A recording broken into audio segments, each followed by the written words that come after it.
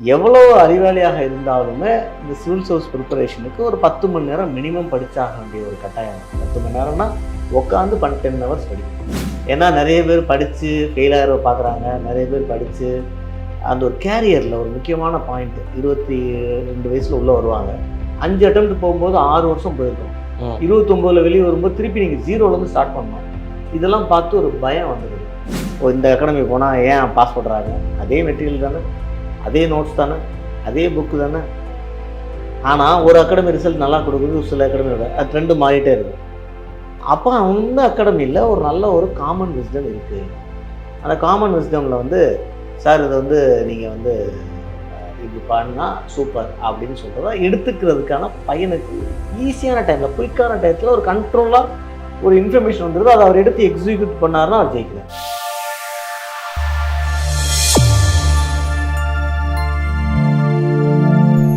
Civil service தேர்வுக்காக தங்களை தயார் செய்து கொள்ளும் மாணவர்கள் அனைவருக்கும் சன்னி ஐஏஎஸ் அகாடமி சார்பாக வணக்கத்தை தெரிவித்துக் கொள்கிறோம். இன்று நம்மளுடன் சிறப்பு கலந்துரையாடலில் நம்மளுடன் இணைந்திருக்கிறார் முன்னாள் ஓய்வு பெற்ற ஐஆர்எஸ் அதிகாரி திரு சரவணகுமாரன் ஐஆர்எஸ் நம்மளுடன் இணைந்திருக்கிறார். வணக்கம் சார். வணக்கம் தர்மா. வணக்கம் சார். சார், இந்த சிவில் சர்வீஸ் கிட்டத்தட்ட வந்துட்டு இந்தியாவிலே ரொம்ப டஃபஸ்ட் எக்ஸாம், வேர்ல்டுலே வந்து ஒரு செகண்ட் டஃபஸ்ட் இல்லை அதுலேயே வந்து டஃபஸ்ட் எக்ஸாம் அப்படின்ற மாதிரி வந்து சொல்கிறாங்க. ஸோ ஒரு ஜென்ரல் மென்டாலிட்டி, அதாவது இந்த எப்பயுமே வரும்போது அப்பா அதுவா சிவில் சர்வீஸாக ரொம்ப டஃப்பாக இருக்கும் அப்படின்னும் போது ஒரு அச்சம் தான் வந்துட்டு மாணவர்களுக்கோ இல்லை அதை பற்றி தெரிஞ்சவங்களுக்கோ வந்துட்டு ஏற்படுது. ஆனால் ஒரு பாசிட்டிவ், ஆனால் அதை கடந்து இல்லை அதில் ஜெயிச்சா அது ஒரு லைஃப் வந்துட்டு ஒரு வேற மாதிரி இருக்கும் அப்படின்றது வந்துட்டு யாருமே வந்து சொல்ல மாட்டாங்க. இப்போ நீங்கள் கலெக்டர் ஆகிட்டிங்கன்னா இதெல்லாம் உங்களுக்கு இருக்கும், உங்களுக்கு பங்களா இருக்கும், ஒரு ஐஎஃப்எஸ் ஆஃபீஸர் ஆகிட்டீங்கன்னா நீங்கள் பறந்துகிட்டே இருக்கலாம். ஸோ அந்த மாதிரி ஒரு விஷயத்தை யாருமே சொல்ல மாட்டாங்க. ஏன் அது வந்துட்டு ஒரு நெகட்டிவாகவே வந்துட்டு இப்போ ஆரம்பிக்கப்படுது? அது ஆரம்பிக்கும் போது ஓகே, ஒரு பின்தங்கிய மாணவர்கள் இல்லை ஒரு சோஷியலி எக்கனாமிக்கலி பேக்வர்டில் இருக்கிறவங்களுக்கு அந்த மாதிரி ஒரு பயம் வந்துட்டு வரும்போது அவங்க எப்படி அதை வந்துட்டு எதிர்கொள்கிறாங்க சார்? இல்லை, அதாவது இந்த எக்ஸாம் டஃப்பான எக்ஸாமா அப்படின்னு கேட்டால் கண்டிப்பாக டஃப்பான எக்ஸாம் தான். எதனால் டஃப் அப்படின்னு சொல்கிறோம்னா, ஒன்று வந்து நம்பர் ஆஃப் காம்படிஷன். நீங்கள் வந்து ஒரு 5 லட்சம் பேர் 6 லட்சம் பேர் 8 லட்சம் பேர் எழுதும் பொழுது ஒரு 1000 வேக்கன்சி அப்படிங்கும்போது ஒரு டஃப்னஸ் வந்துடுது. சரியா? ரேஷியோ பார்த்திங்கன்னா பெரிய ரேஷியோ இருக்குது. ரெண்டாவது பார்த்திங்கன்னா சிலபஸ் ரொம்ப ரொம்ப எக்ஸாஸ்டிவ் சிலபஸ். நான் என்ன சொல்லுவேன், நாமளும் நம்ம சிவில் சர்வீஸ் மாணவர்கள்ட்ட பேசும்போது அவர் எவ்வளோ பெரிய அறிவாளியாக இருந்தாலும், அறிவில் வித்தியாசம் உண்டு பசங்களுக்குள்ள பொண்ணுங்களுக்குள்ள. எவ்வளோ அறிவாளியாக இருந்தாலுமே இந்த சிவில் சர்வீஸ் ப்ரிப்பரேஷனுக்கு ஒரு 10 மணி நேரம் மினிமம் படித்தாக வேண்டிய ஒரு கட்டாயம் இருக்குது. 10 மணி நேரம்னா உட்காந்து 10 ஹவர்ஸ் படிக்கணும். சில பேர் காலேஜில் ஜாலியாக படித்து பாஸ் பண்ணுவாங்க, ஜாலியாக படித்து டாப்பர் ஆவாங்க. சில பேர் கஷ்டப்பட்டு படிச்சுட்டு இருப்பாங்க, ஆனால் ஃபெயில் ஆயிடுவாங்க. இந்தமாரி கேட்டகரி காலேஜில் பார்ப்பீங்க. ஆனால் சிவில் சர்வீஸில் ஜாலியாக படித்து பாஸ் ஆவாங்கன்னு சொல்ல முடியாது. ஸோ அதனால அது டஃப் ஆகிடுது. 10 ஹவர்ஸ் படிச்சிடும். இன்னொன்று ப்ரொசீஜர் எப்படி பார்த்தீங்கன்னா 3 ஸ்டேஜ்: ப்ரிலிம்ஸு, மெயின்ஸு, இன்டர்வியூ. இந்த ப்ரிலிம்ஸில் ஒரு அப்ராக்சிமேட்டாக ஒரு 8 lakhs ஸ்டூடெண்ட்ஸ் அப்பியர் ஆகிறாங்கன்னா அதுலேருந்து ஒரு 1000 வேக்கன்சிக்கு ஒரு அரௌண்டு 15,000 பேர் செலக்ட் ஆகிறான்னு வச்சுங்க. மெயின்ஸுக்கு 15,000 பேரில் மெயின் எக்ஸாமினேஷன் எழுதுனதுக்கப்புறம் ஒரு 2,000 பேர் செலக்ட் ஆவாங்க இன்டர்வியூக்கு. இன்டர்வியூலேருந்து கடைசியில் ஒரு 1000 பேர் ஃபைனலைஸ் ஆகிறாங்க. ஆனால் இதில் எந்த ஸ்டேஜில் போனாலும் திருப்பி நீங்கள் முதல்லேருந்து ஆரம்பிக்கணும். திருப்பி நீங்கள் இந்த 8 லட்சத்தோட போட்டி விட்டு ஆரம்பிக்கணும். ஸோ இந்த 3 காரணங்கள்: ஒன்று நம்பர் அதிகம், ரெண்டாவது நீங்கள் எப்போ இன்டர்வியூவில் போய் போனால் கூட திருப்பி ப்ரிலிம்ஸில் ஆரம்பிக்கணும், 1 வருஷம் ஃபுல்லாக போகும். மூன்றாவது ஒரு எக்ஸாஸ்டிவ் சிலபஸ்னால் நீங்கள் ஒரு 10 மணி நேரம் படித்து ஆக வேண்டிய ஒரு கட்டாயத்தில் இருக்கீங்க. இன்டெலிஜென்ட்டாக இருந்தால் கூட சொல்கிறேன், இன்டெலிஜென்ட் அவங்க நினைக்கிறவங்களுக்கு பெர்செப்ஷன். ஸோ அதனால் ஒரு டஃப் எக்ஸாம். அதனால் இது நிறைய பேர், இப்போ நான் வரும்போதுமே எங்கள் வீட்டில் முதல்ல அதெல்லாம் வேணாம்ப்பா, தேவையில்லைப்பா, அதெல்லாம் தேவையில்லாத வேலை அப்படி தான் சொல்லுவாங்க. ஏன்னா நிறைய பேர் படித்து ஃபெயில் ஆகிற பார்க்குறாங்க, நிறைய பேர் படித்து அந்த ஒரு கேரியரில் ஒரு முக்கியமான பாயிண்ட்டு 22 வயசில் உள்ளே வருவாங்க. 21 22 வயசில் 5 அட்டெம்ப்ட் போகும்போது 6 வருஷம் போயிருக்கோம். 29 வெளியே வரும்போது திருப்பி நீங்கள் 0லேருந்து ஸ்டார்ட் பண்ணணும். இதெல்லாம் பார்த்து ஒரு பயம் வந்துடுது. ஆனால் லைஃப்பில் நீங்கள் வாழ்க்கையில் எதை பெருசாக ஜெயிக்கிறதுனாலும் ரிஸ்க் எடுத்தானே ஆகணும். ரிஸ்க் எடுக்காமல் ஒரு பெரிய இதை சிரமப்படாமல் நீங்கள் எவரெஸ்ட்டில் ஏறணும், உங்கள் ஊர் பக்கத்தில் இருக்க மலையில் ஏற போகிறீங்க, ஈஸியாக ஏறிடுவீங்க. எவரெஸ்ட்டில் ஏறணும்னா அதுக்குன்னு ஒரு ஸோ அந்த விஷயத்தில் இந்த காஷன், இதை நீங்கள் காஷன் எடுத்துக்கணும். ஒரு ஃபியராகவோ த்ரெட்டாக எடுத்துக்கூடாது ஸ்டூடெண்ட்ஸ். அப்படி யாராவது சொன்னாங்கன்னா காஷன், ஒரு சாதாரண கேம் இல்லை அது.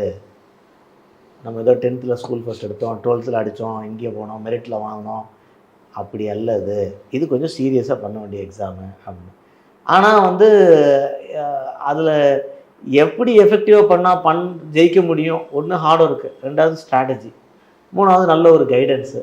இதெல்லாம் இருந்தால் கொஞ்சம் ஈஸியாக காரியங்கள் சாதிக்கலாம். Okay okay sir. இந்த கைடன்ஸ் விஷயத்துலேருந்து வந்துட்டு ஆரம்பிப்போம் சார். நிறைய மாணவர்கள் வந்து பார்த்திங்கன்னா ஆன் தியர் ஓன் நிறைய டாப்பர்ஸே பார்த்துருக்கோம். போன வருஷம் வந்து ஸ்ருதி சர்மாவாக இருக்கட்டும், நிறைய பேர் வந்துட்டு கோச்சிங் இல்லாமலேயே வந்துட்டு கிளியர் பண்ணி வந்திருக்கிறாங்க அப்படின்ற மாதிரி வந்து பார்த்துருக்கோம். கோச்சிங்ன்றது வந்துட்டு பார்த்திங்கன்னா ஒரு நெசசரியான விஷயமா? இன்னொன்று மாணவர்கள் வந்து பார்த்திங்கன்னா எடுத்த உடனே அதை படிக்கணும் இதை படிக்கணும். இன்னைக்கு வந்து பார்த்தீங்கன்னா உங்களுக்கு காலகட்டத்தில் எப்படி இருக்குன்னு தெரியல, பட் ஆனால் இன்னைய காலகட்டத்தில் ஒரு அபண்டன்ஸ் ஆஃப் மெட்டீரியல், அதாவது நிறைய மெட்டீரியல்ஸ் வந்துட்டு கிடைக்குது அப்படின்ற மாதிரி. ஒரு அகாடமியே வந்துட்டு ஒரு 10 விதமான நோட்ஸ் வந்துட்டு கொடுக்குறாங்க. அதே மாதிரி ஒரு 10 அகாடமி வந்து டெல்லியாக இருக்கட்டும், இல்லை வந்து சென்னையாக இருக்கட்டும், அந்த மாதிரி நிறைய அகாடமிஸ் வந்துட்டு பண்ணுறதெல்லாம் பார்த்துக்கிட்டு இருக்கோம். ஒரு மாணவன் வரும்பொழுது ஒரு அகாடமியில் நுழைந்து படிக்கிறது வந்துட்டு ஒரு போதுமான ஒரு விஷயமா இருக்குமா? ஏன்னா நிறைய பேர் வந்து ஃபினான்ஷியலி வந்துட்டு அவங்களுடைய நிலைமையும் வந்துட்டு இருந்து கொண்டிருக்கும்.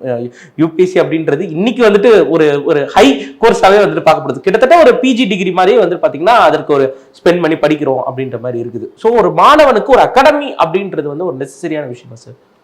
இல்லை, அதாவது இந்த கோச்சிங் இல்லை, இந்த ஐஏஎஸ் எக்ஸாம்ஸ் இல்லை, for that matter any exam, any competitive exam, சிஏவாக இருக்கட்டும், ஐஐடியாக இருக்கட்டும், நீட்டாக இருக்கட்டும், எல்லாத்துக்குமே கோச்சிங் இன்ஸ்டியூட்டோட நீடு தேவையான 100% தேவையில்லைன்னு சொல்லுவோம். 100% 100% போய்த்தான் ஆகணுமானா கிடையாது. பட் அது அப்புறம் கோச்சிங் இன்ஸ்டியூட் ஏன் சார் இருக்காங்க, நிறைய பேர் இருக்காங்க. ஏன் இப்போ நம்ம சன் ஐஏஎஸ் ஏன் நம்ம பண்ணுறோம்?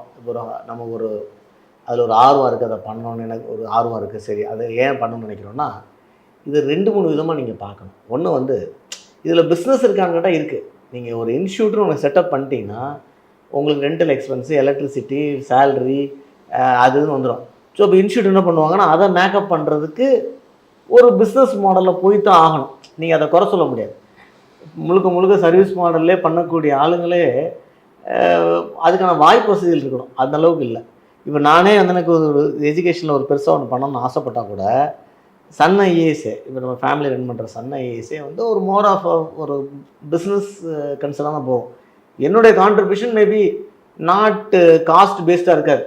நான் இவ்வளோ கொடுத்தா தான் பேசுவேன், எனக்கு இவ்வளோ அமௌண்ட் இருந்தால் தான் நான் பண்ணுவேன், நீ ஃபீஸ் கட்டினா தான் உன்ட்ட பேசுவோம், அப்படி இல்லாமல் நம்ம வந்து நம்ம ஒரு ஹானரி டைரக்டராக நிறைய விஷயங்கள் நம்ம கற்றுக்கிட்ட விஷயங்கள், நம்ம தமிழில் சொல்லுவோம் ஆற்றுப்படைன்னு சொல்லுவோம், நம்ம கிராஸ் பண்ண ஸ்ட்ரகிள்ஸு, இதெல்லாம் என்னென்ன வரலாம், எப்படிலாம் பண்ணால் அந்த எக்ஸாம் படிக்கலாம், ஈஸியாக பாஸ் பண்ணுறதுக்கான விஷயம் என்ன, இதெல்லாம் வந்து நான் சொல்லித்தர மாதிரி இருக்கும். ஸோ இன்ஸ்டியூட்டுங்கிறதுல 3 கான்செப்ட் நீங்கள் வச்சு. ஒன்று, ஒரு பிளெயினாக ஒரு ஸ்டூடெண்ட் வரும்போது அவராக ஓனாக சில விஷயங்கள் பண்ணும்போது, படிக்கணும்னு நினைக்கும்போது, அவர் வந்து ஒரு காமன் விஸ்டம்னு எதுவும் எடுக்கலை.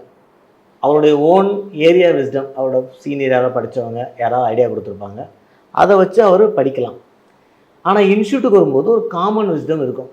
இந்த எக்ஸாமுக்கு இப்படி படிக்கணும், இதை சப்ஜெக்ட் ஃபஸ்ட் எடுக்கலாம், கொஷின்ஸ் இப்படி ஃபோக்கஸ் பண்ணலாம், இந்தமாரி ப்ராக்டிஸ் பண்ணணும். இதெல்லாம் வந்து இந்த காமன் விஸ்டமில் ஒவ்வொரு இன்ஸ்டியூட்டுக்கும் ஒரு ஒரு ஒரு க்ரிப் இருக்கும். இந்த அகாடமி போனால் ஏன் பாஸ் பண்ணுறாங்க, அதே மெட்டீரியல் தானே, அதே நோட்ஸ் தானே, அதே புக்கு தானே. ஆனால் ஒரு அகாடமி ரிசல்ட் நல்லா கொடுக்குது, சில அகாடமியோட அது ட்ரெண்டு மாறிட்டே இருக்குது. அப்போ அந்த அகாடமியில் ஒரு நல்ல ஒரு காமன் விஸ்டம் இருக்குது. அந்த காமன் விஸ்டமில் வந்து சார் இதை வந்து நீங்கள் வந்து இப்படி பண்ணால் சூப்பர் அப்படின்னு சொல்கிறத எடுத்துக்கிறதுக்கான பையனுக்கு ஈஸியான டைமில், குயிக்கான டயத்தில் ஒரு கண்ட்ரோலாக ஒரு இன்ஃபர்மேஷன் வந்துடுது. அதை அவர் எடுத்து எக்ஸிக்யூட் பண்ணார்னா அவர் ஜெயிக்கிறார். ஸோ அது ஃபஸ்ட்டு. அது ஒரு இன்ஸ்டியூட்டோட கல்ச்சர், இன்ஸ்டியூட்டோடைய என்விரான்மெண்ட். இது எப்படின்னா, நீங்கள் ஹார்வர்டு இருக்குது சார், ஹார்வர்டுன்னு ஒரு போர்டை மாட்டி ஒரு 10 ஏக்கரில் ஒரு மேசிவ் ஒரு பில்டிங் கட்டி அமெரிக்காவில் வந்து 10 ஃபேக்கல்ட்டியை கொண்டு வந்தால் அது ஹார்வர்டு MBA கோச்சிங் கொடுத்துருமானா கொடுக்க முடியாது. என்ன மிஸ் ஆகுது? பில்டிங் இருக்குது, ஃபேக்கல்ட்டி இருக்காங்க, நோட்ஸ் இருக்குது, எல்லாம் இருக்குது. என்ன மிஸ் ஆகுது? அந்த கல்ச்சர் மிஸ் ஆகுது. அந்த கல்ச்சரை தான் இன்ஸ்டியூஷன் கொடுக்கணும். அப்போ அந்த பசங்களுக்கு ஈஸி அப்சார்ப்ஷன், குயிக்கான டயத்தில் வரும். ஸோ இது ஒரு முக்கியமான விஷயம். ரெண்டாவது வந்து ஒரு 50-60 பசங்க சேர்ந்து படிக்கும்போது, 10 பசங்க சேர்ந்து படிக்கும்போது, நம்ம சன் ஐஏஎஸில் ஒரு கிளாஸு, அப்புறம் மென்ட்ரிங்கு, அப்புறம் குரூப் ஸ்டடி இப்படி வச்சுருக்கோம். ஸோ அது படிக்கும்போது ஒரு sharing of knowledge and experiences. அதில் வந்து அவங்க குயிக்காக ஒரு குரூப் ஸ்டடி அந்த அட்வான்டேஜ் வந்து தனியாக நீங்கள் படிக்கும்போது கிடைக்கும். மூணாவது வந்து இது நிறைய இன்ஸ்டியூட்டில் இல்லை. எப்படின்னு பார்த்தீங்கன்னா ஒவ்வொருத்தங்களும் வேரியடு ஸ்ட்ரென்த்தில் வருவாங்க. இப்போ நீங்கள் வர்றீங்க, உங்களுக்கு ஒரு ஸ்ட்ரென்த் இருக்கும், நீங்கள் வந்து டக்குன்னு மக்கடிச்சிருவீங்க, ஈஸியாக எழுதிடுவீங்க. ஆனால் உங்களுக்கு புரிய வைக்கிறது கஷ்டமாக இருக்கும். ஸோ அப்போ நீங்கள் மக்கடிக்கிற ஏரியாவில் இருக்க டாபிக் நல்லா பண்ணிடுவீங்க. மேபி எக்கனாமிக்ஸ்லேயே இதில் ஒன்றில் சஃபர் ஆவீங்க. சில பேர் நல்லா புரிஞ்சுப்பாங்க, ஆனால் மக்கடிக்க தெரியாது. ஓகே, சரியா? சில பேர் நல்லா படிச்சிருவாங்க, ஆனால் எழுத தெரியாது. சில பேர் நல்லா படிச்சிருவாங்க, எழுதுவாங்க, 10 மார்க் 10 மார்க்ஸ் நல்லா எழுதிடுவான், 2 மார்க்ஸ் எழுத தெரியாது. ஸோ அவருடைய இன்னேட் ஸ்ட்ரென்த்து, இன்னேட் வீக்னஸ் இதை கண்டுபிடிச்சி அந்த ஸ்டூடெண்ட்டுக்கு எது ரெக்டிஃபை பண்ணால் அவர் ஈஸியாக இந்த எக்ஸாம் பாஸ் பண்ணுவார். இப்போ இந்த சப்ஜெக்டில் ஐஏஎஸ் எக்ஸாமில் ஆல்மோஸ்ட் உங்களை சுற்றி இருக்கிற எல்லாமே சிலபஸ். சரி, பூமியோட சென்டர்லேருந்து, எர்த்தோட சென்டர்லேருந்து கேலக்சியோட சென்டர் வரைக்கும் சிலபஸில் இருக்குது. சரி, சரி, நீங்கள் சயின்ஸில் சார் நான் சயின்ஸில் செமஸ்டராங்க சார், ஆனால் மேத்ஸில் பயங்கர வீக்கு சார்னா மென்டல் அபிலிட்டி என்ன பண்ணுறது? ஸோ அங்கே அந்த ஸ்டூடெண்ட்டுடைய மென்டல் அபிலிட்டி ஏரியாவை அசஸ் பண்ணி அதில் மினிமமாக அவனை ஸ்ட்ரென்த்து கொண்டு வர வேண்டியதெல்லாம் இது தனியாக ஒருத்தர் பண்ண முடியுமா? முடியாது. அவருக்கு ஏதாவது குரு மாரி யாராக இருந்தால் கொஞ்சம் ட்ரை பண்ணலாம். ஆனால் அவர் ஒரு ப்ரொஃபஷ்னலான ஒரு எக்ஸ்பீரியன்ஸை கமிட்மெண்ட்டை கொடுக்கணும் அந்த இடத்துல. சரி. ஸோ அது இல்லாத பட்சத்தில் அந்த ஸ்டூடெண்ட் வந்து அவர் வீக்னஸை கண்டுபிடிச்சி அதை அவர் கரெக்ட் பண்ணி ஒரு 2 அட்டம்ப்ட் போயிடும். அதுக்குள்ள 3வது அட்டம்ப்டில் நமக்கு டைமு, ப்ரெஷரு மற்றதெல்லாம் வந்துடும். ஸோ இந்தமாரி 3 விஷயங்களில் இன்ஸ்டியூட்டுக்கு ஒரு ரோல் இருக்குது. ஆனால் அந்த 3வது சொல்கிறத எல்லா இன்ஸ்டியூட்டும் பண்ணுறது. ஏன்னா நீங்கள் ஒரு 200 அட்மிஷன் 300 அட்மிஷன் போட்டிங்கன்னா எப்படி ஒரு இண்டிவிஜுவலாக ஐடென்டிஃபை பண்ணுவீங்க? இல்லை அதுக்கான மென்டரிங் ஏரியாவிலலாம் ஒரு ஈக்குவலான, இப்போ என்னுடைய கெப்பாசிட்டியில் என்னுடைய ஸ்டாஃப் ஒருத்தவங்க பண்ணிடுவாங்க கிடையாது. இப்போ நான் என்ன நினைக்கிறேன்னா, இப்போ நம்ம சன்ரைஸில் வந்து அவங்க நம்ம ஹானர் டைரக்டராக இருக்கோம், ஒரு 25 to 50 பேர் தான் மென்டரிங்கில் வைக்கலாம்னு யோசிக்கிறோம். ஏன்னா அதுக்கு மேலே உண்மையிலே we cannot do justice. 200 student இருந்தாலும் அவங்க ரெகுலர் கிளாஸ் அட்டன் பண்ணலாம். பட் இந்த weakness area where we can make them, அதில் வந்து உண்மையிலே அது ஒரு சேலஞ்ச். அது நிறைய இன்ஸ்டியூட்ஸ் வந்து அதை பண்ணுறது இல்லைங்கிறது என்னுடைய பார்வையாக இருக்குது. அதை பண்ணுறதுக்கான வாய்ப்புகளும் ரொம்ப கம்மியாக இருக்குது. பட் மற்ற 2ஐயும் எல்லோரும் பண்ணுறாங்க. அவங்களோட குவாலிட்டிக்கு தக்கபடி ரிசல்ட்ஸ் மாறுது. ஸோ படிக்கலாம்னா தனியாக படிக்கலாம். இந்தமாரி படிக்கிறது கொஞ்சம் அட்வான்டேஜ் இருக்குது. 3வது விஷயம் வந்து நீங்கள் சொன்னீங்க மெட்டீரியல் இருக்குன்னா மெட்டீரியல் இருக்குது, ஆனால் அது எந்த மெட்டீரியல் எடுத்து படிக்கணுங்கிற ஒரு விஷயம் இருக்குல்ல. நிறைய இருக்கும்போது choice is difficult thing. So அந்த இதில் போய் தப்பாக படித்து டயத்தை வேஸ்ட் பண்ணிடக்கூடாது ஸ்டூடெண்ட்ஸு. ஸோ கரெக்டாக எதை படிக்கணும். முன்னாடி மெட்டீரியல் இல்லை, மெட்டீரியல் கொடுக்குறதுக்கு ஆள் தேவைப்படுச்சு. இப்போ ஏகப்பட்ட மெட்டீரியல் இருக்குது, ரைட் மெட்டீரியல் சொல்கிறதுக்கு ஒரு ஆள் தேவைப்படுது. Okay okay okay